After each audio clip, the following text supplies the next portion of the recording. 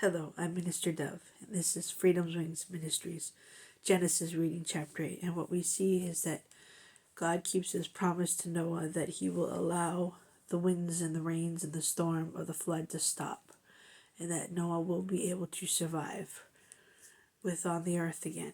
So he uses Noah to repopulate the earth after the flood. After he took favor in Noah, God took favor in us through Noah, that we would still be kind-hearted and take care of his land. God took favor in us through Noah, that we would still be kind-hearted and take care of his land.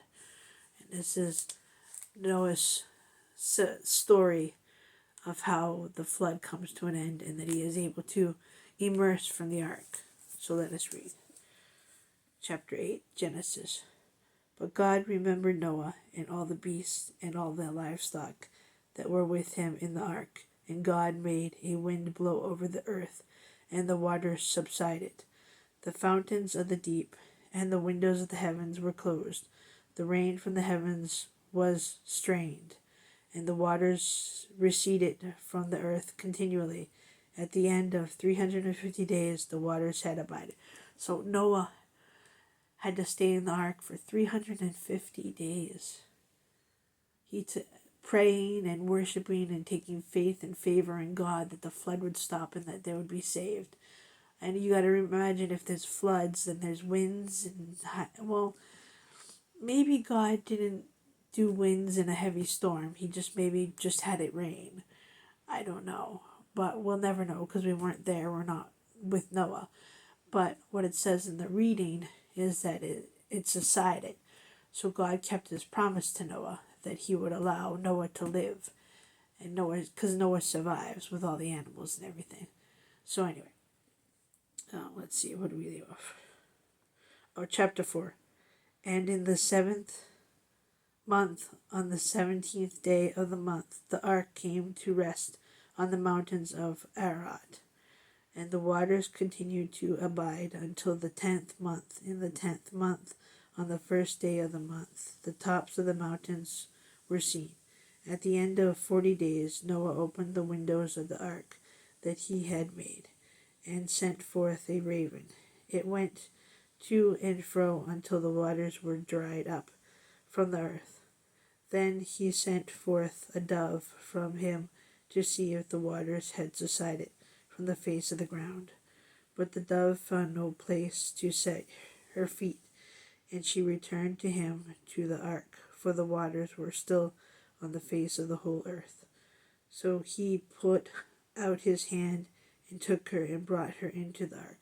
Put out his hand and took her and brought her into the ark. So he sends a dove out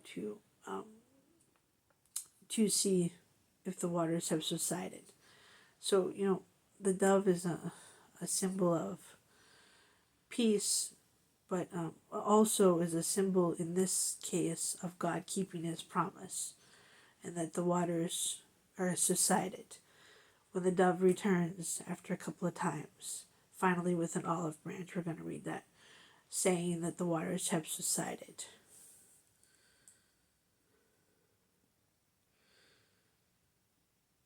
I'll start off with number 8. I'm not quite sure where I left off. Then he sent forth a dove from him to see the waters had subsided from the face of the ground. But the dove found no place to rest her foot, and she returned to him to the ark of the waters were still Okay, let me reread that again. Chapter 8, Genesis, number 9. But the dove found no place to set her foot, and she returned to him to the ark, for the waters were still on the face of the whole earth. So he put out his hand and took her and brought her into the ark with him. He waited another 7 days, and again he sent forth the dove out of the ark. And the dove came back to him in the evening, and behold, in her mouth was a freshly plucked olive leaf. So Noah knew that the waters had subsided from the earth.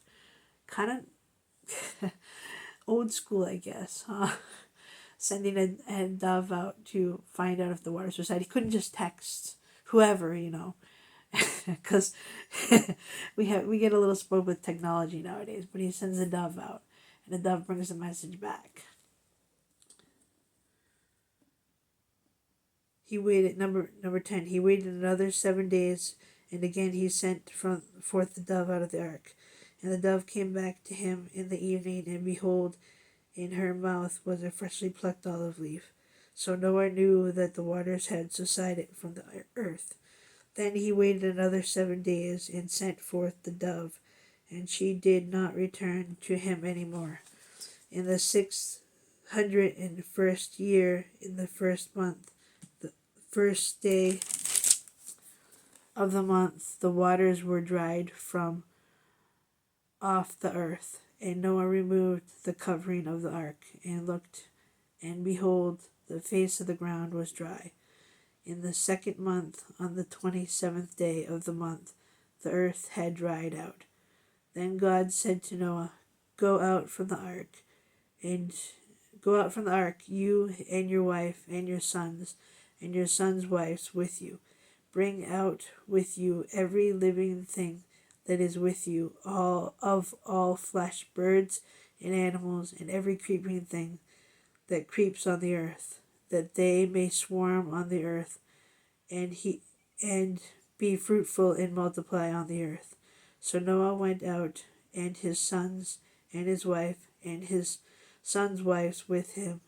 Every beast, every creeping thing, and every bird, everything that moves on the earth went out by families from the ark.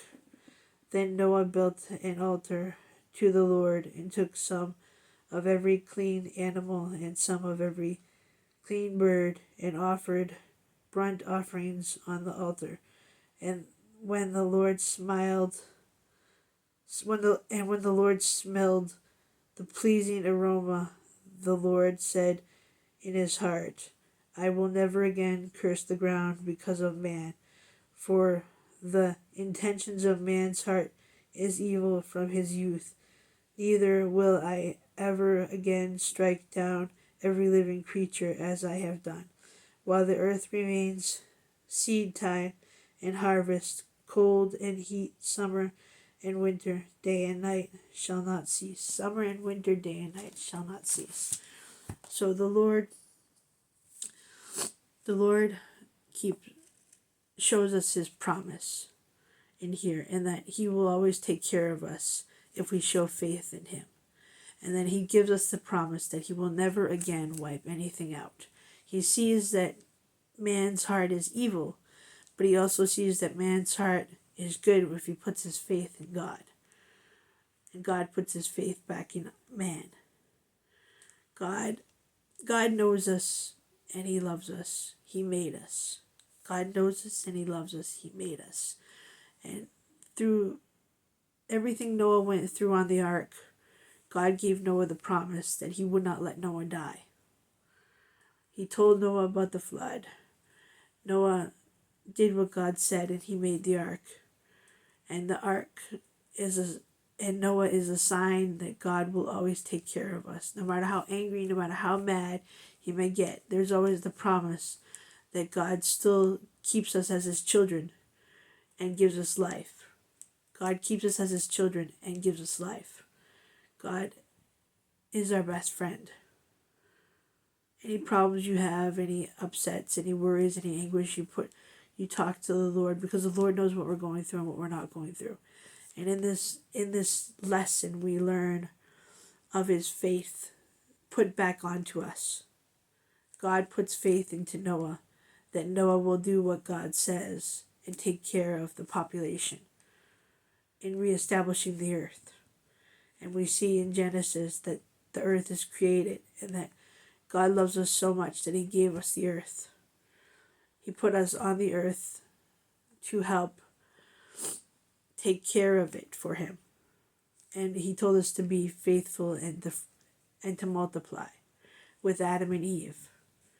And, the generations off of Adam and Eve, we see Noah in this promise that he makes, that God will still allow us to ascertain life on earth. God will still allow us to ascertain life on earth with his promise that he gives through Noah to keep us alive and repopulate. If Noah said, no, I'm not going to do that, Noah would have died within the flood. So what choice did Noah really have? But Noah put his faith in what the Lord was telling him, and he ascertained every day in that ark with all the animals. God put his faith in Noah, and he ascertained every day within that ark with the animals. And sure enough, God's promise came to pass, and the dove did not return back to the ark, indicating that the dove found a place to live.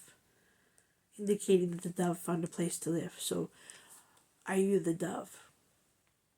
Are you the dove? Do you venture out with God's promise that he takes care of you and he guides you?